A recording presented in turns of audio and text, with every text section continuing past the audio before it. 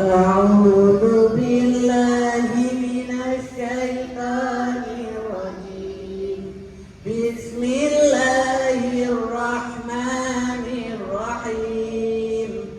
وقالت اليهود ليست النصارى على شيء وقالت النصارى ليست اليهود على شيء وهم يتلون الكتاب كذلك قال الذين لا يعلمون مثل قولهم فالله يحكم بينهم يوم القيامة فيما كانوا فيه يختلفون.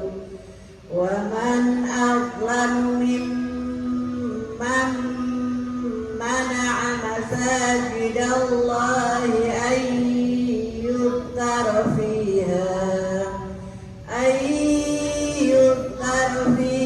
اسمه وسعى في خرابها أولئك ما كان لهم أن يدخلوها إلا خائفين لهم في الدنيا خزي ولهم في الآخرة عذاب عظيم.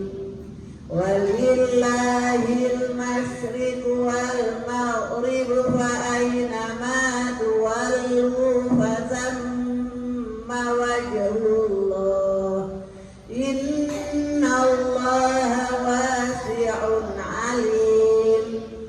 وقالوا اتخذ الله ولدا سبحانه بل له ما في السماوات والأرض كل له قانتون بديع السماوات والأرض وإذا قضى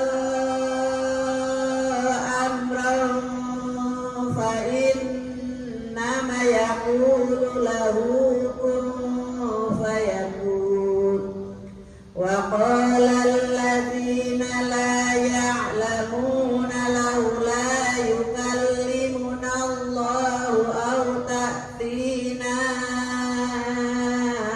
آية كذلك قال الذين من قبلهم مثل قولهم